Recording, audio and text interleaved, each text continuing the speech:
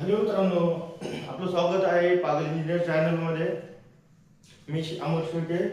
आज आपण काय करणार आहोत, प्रॅक्टिस सेट 3 घेणार आहोत. लास्ट टाइम तुम्हाला सांगितलं होतं प्रॅक्टिस सेट 2 मध्ये आपण ग्राफिकल मेथडने सॉल्व्ह केला होता.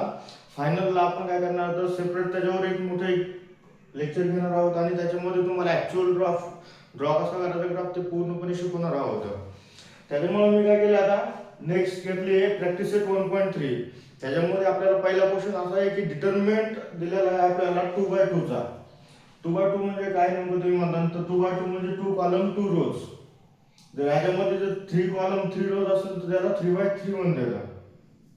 आता हा तुम्ही लास्ट टाइम पण सॉल्व्ह केला असेल नंदीला बोलते.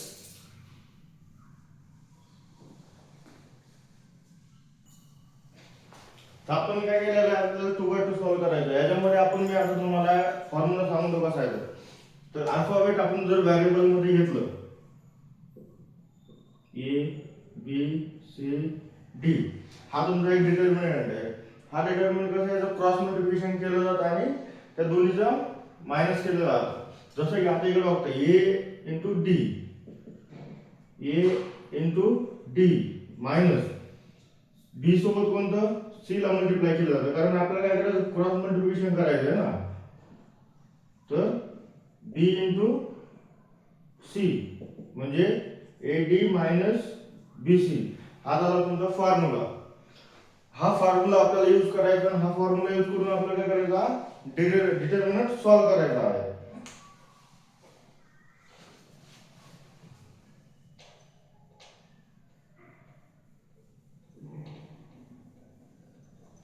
तर बघूया आपण डिटर्मिनंट कसं सॉल्व्ह करायचं आहे.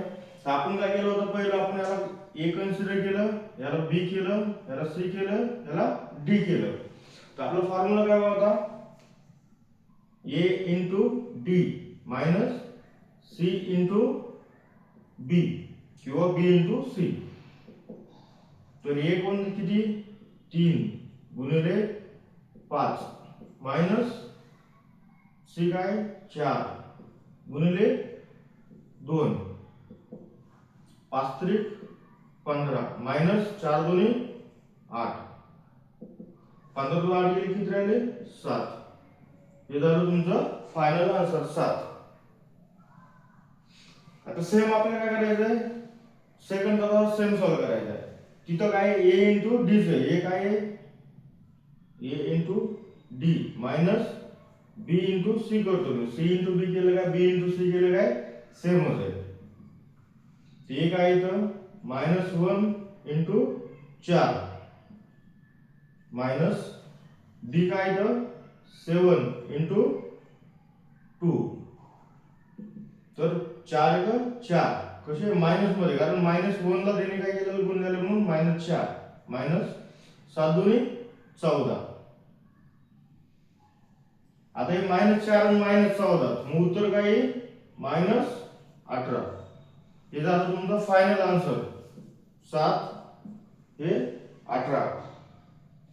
आता हे बघताना तुम्ही अपूर्णांकांमध्ये आपल्याला डिटर्मिनंट दिलेला आहे, तर ते सुद्धा एवढं काही अवघड नाही, ते सुद्धा खूप इझी आहे सॉल्व्ह करण्यासाठी. मी तुम्हाला सांगतो कसं आहे. तर आता इथे बी सेम कसं आहे, ए इंटू डी मायनस बी इंटू सी.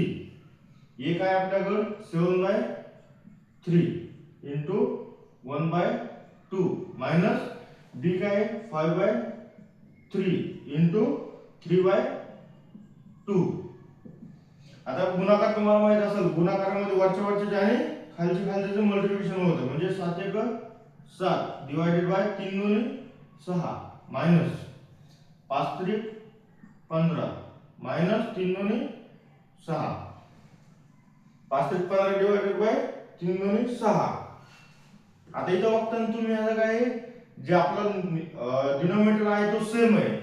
तर वजाबाकी असो किंवा बेरीज मध्ये असो, जर डिनॉमिनेटर सेम असेल तर वरच्याची काय प्लस असेल तर प्लस, मायनस असेल मायनस होईल आणि हा कॉमन येऊन जाईल. म्हणजे काय 7 - 15 डिवायडेड बाय 6.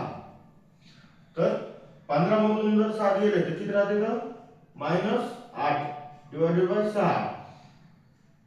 मायनस कशामुळे घेतलं, कारण मोठ्या संख्येचं चिन्ह येते. तर 8 आणि 6 ला अशी कोणती संख्या आहे, तर दोन्ही भाग होतोय, 2 त्रिक 6 आणि 2 चौक 8, म्हणजे उत्तर काय आलं -4/8. 3 हे झालं तुमचं फायनल आन्सर.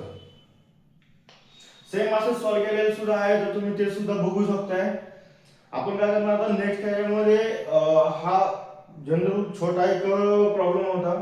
आता नेक्स्ट जो आपण लेक्चर घेणार होतो त्याच्यामध्ये मोठ्या साईज मध्ये प्रॉब्लेम राहणार होता, ज्याच्यामध्ये की तुम्हाला हे प्लस इक्वेशन बी सॉल्व्ह करायचे होतं. त्याच्यामध्ये वेगवेगळे फॉर्म्युले सुद्धा आहेत, ते फॉर्म्युले यूज करायचे. याच्यामध्ये सिंपल एकच फॉर्म्युला होता की क्रॉस मल्टिप्लिकेशन केलेलं होतं a * d minus b * c. Same तेच फॉर्म्युले आपल्याला यूज करायचे. तर अजून एक दोन फॉर्म्युले ते तुम्हाला पुढच्या लेक्चर मध्ये मी सांगून देईल, तर ते आपण करून नेक्स्ट लेक्चर बनवतो. जर तुम्हाला यामध्ये काही समजलं नसेल काय असेल तर मला कमेंट करा, किंवा मी तुम्हाला पहिल्याच लेक्चर मध्ये माझा नंबर दिलेला आहे, मला तुम्ही व्हॉट्सअप सुद्धा करू शकता. तर अशा प्रकारे भेटूया आपण नेक्स्ट लेक्चर मध्ये. माझ्या चॅनल लाईक करा, शेअर करा आणि सबस्क्राईब पण करा. थँक्यू.